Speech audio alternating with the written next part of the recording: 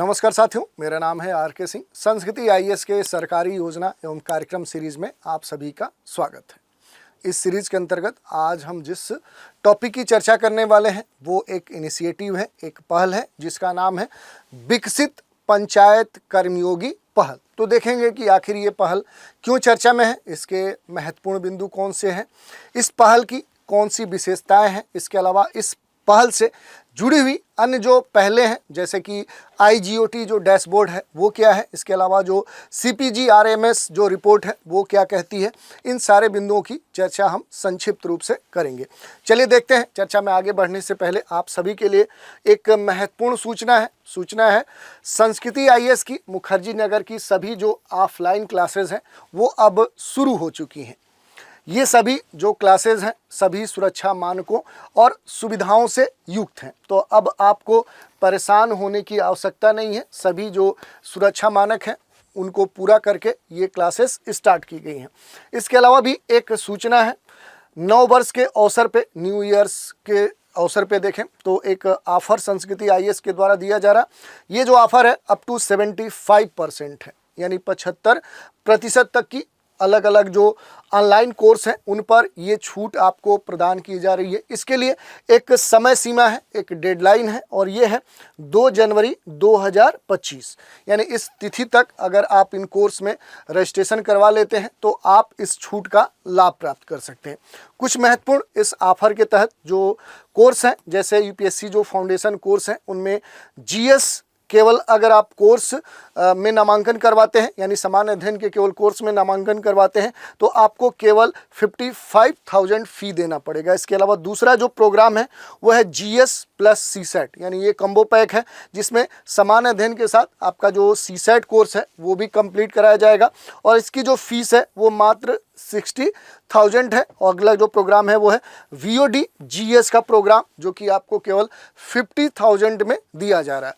इस सूचना से जुड़े हुए या अन्य किसी भी जानकारी के लिए आप संस्कृति आईएएस के जो नंबर हैं इन पर आप कॉल कर सकते हैं 9555124124। दूसरा तरीका भी है, संस्कृति आईएएस की जो वेबसाइट है sanskrithias.com, यहाँ विजिट करके संबंधित जो भी जानकारी है वो आप प्राप्त कर सकते हैं। चलिए अब थोड़ा सा हम बात करेंगे कि आखिर ये जो पहल है विकसित पंचायत कर्मयोगी इनिशिएटिव, ये पहल क्यों चर्चा में है। तो इसके बारे में जानने के लिए आपको पीआईबी की वेबसाइट पर जाना होगा जहाँ पर इसके बारे में डिटेल से जानकारी दी गई है।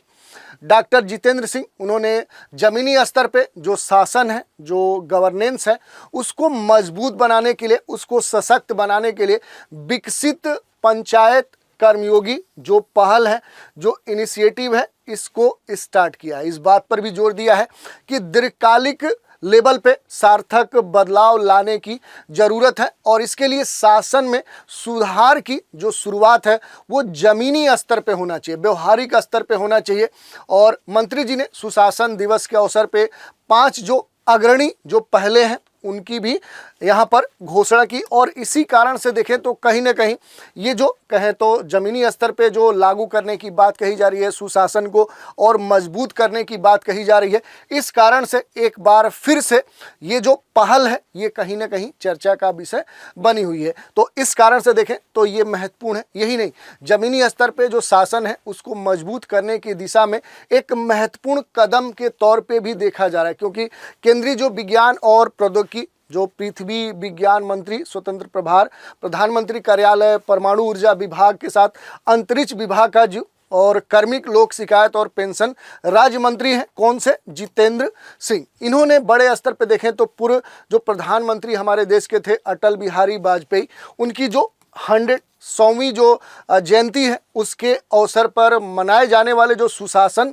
दिवस हैं उस दिवस के अवसर पर ही विकसित पंचायत कर्मयोगी जो पहल है इसकी शुरुआत की है। ये जो पहल है कहीं ना कहीं व्यापक स्तर पे जो प्रशासन है वो गांव की ओर जो अभियान है उसका एक हिस्सा है। तो गांव की ओर जो अभियान है कहीं ना कहीं उसके एक पार्ट के रूप में उसे और आगे बढ़ाने के दृष्टिकोण से खास तौर पे उसके जो उद्देश्य हैं उन उद्देश्यों से निर्वाचित जो प्रतिनिधि हैं, जो अधिकारी हैं, उनको प्रभावी शासन और उनकी जो भागीदारी है जो योजनाएं हैं उनके लिए आवश्यक जो उपकरण हैं, जो ज्ञान है, उससे लैस करके जो पंचायती राज संस्थाएं हैं उनकी क्षमता और उनकी जो योग्यता है उसे और बढ़ाना, उसे और सशक्त करना, इस उद्देश्य से कह सकते हैं कि ये जो पहल है इसकी शुरुआत की गई है। थोड़ा सा इस पहल को और हम डिटेल में देखते हैं। आखिर विकसित पंचायत कर्मयोगी पहल आखिर है क्या?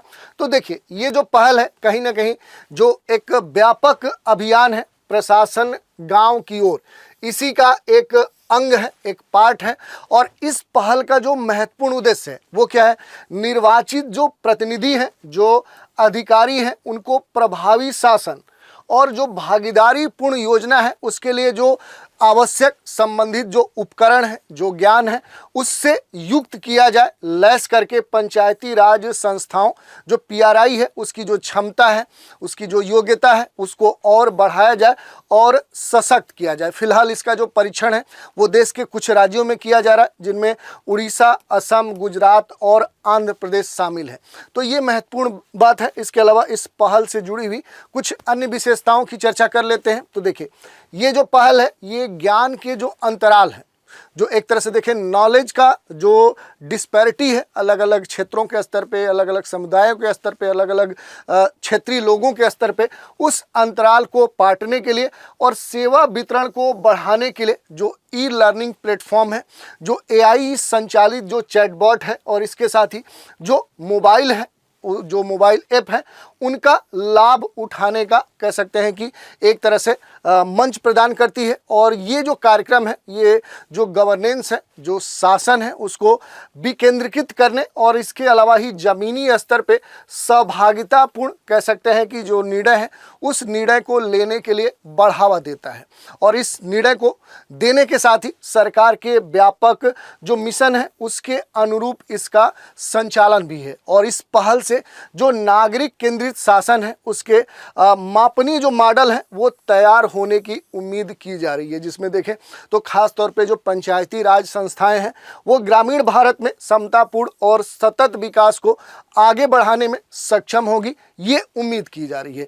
इसके अलावा इससे जुड़ी हुई कुछ महत्वपूर्ण जो पहले हैं वो भी आपको देखना है, जैसे IGOT जो कर्मयोगी प्लेटफॉर्म का नया डैशबोर्ड है, तो इसे जो मंत्रालय है, जो विभाग है, जो राज्य प्रशासक है, उनको उपयोगकर्ता पंजीकरण, पाठ्यक्रम पूर्णता और क्षमता निर्माण के जो प्रयास हैं उसमें समग्र जो प्रगति है उसकी निगरानी के लिए उन्नत उपकरण से सशक्त बनाने के लिए खास तौर पे इसको डिज़ाइन किया गया है। यही नहीं, अनुकूलन जो योग्य दृश्य है, जो मजबूत डेटा फिल्ट्रेशन क्षमता है, उसके साथ ही इस डैशबोर्ड पर निर्णय लेने में जो सुधार है, जो प्रशिक्षण पहले हैं, उनको अनुकूलित करने के लिए विस्तृत जानकारी भी ये प्रदान करता है। इसके अलावा अगर हम बात करें तो जो CPG RAMS वार्षिक रिपोर्ट 2024 है, इसकी अगर हम बात करें तो ये एक केंद्रीकृत जो लोक शिकायत निवारण और इसके साथ ही निगरानी जो प्रणाली है उसकी व्यापक समीक्षा प्रदान करता है। और यही नहीं, रिपोर्ट में प्रमुख जो उपलब्धियां हैं उनको भी खास तौर पे प्रदर्शित किया गया है, दर्शाया गया है, जिनमें प्रति वर्ष 25 लाख से अधिक जो शिकायतें हैं उनका समाधान और इसके साथ ही जो शिकायत निवारण जो मूल्यांकन है एवं जो सूचकांक है उसका क्रियान्वयन भी शामिल किया गया है। तो इस तरह से हमने देख लिया कि आखिर ये जो पहल है आखिर क्या है, क्यों चर्चा में है, किस उद्देश्य से इस पहल को स्टार्ट किया गया है, इसके अलावा ये किस अभियान का एक अंग है, एक हिस्सा है, और इसके साथ ही इस पहल से जुड़ी हुई जो महत्वपूर्ण बातें थी उन पर भी हमने चर्चा की। तो आज के एपिसोड में इतना ही। अगले एपिसोड में एक नए कार्यक्रम के साथ फिर मिलेंगे। तो आप सभी हमारे साथ बने रहें, इसके लिए धन्यवाद।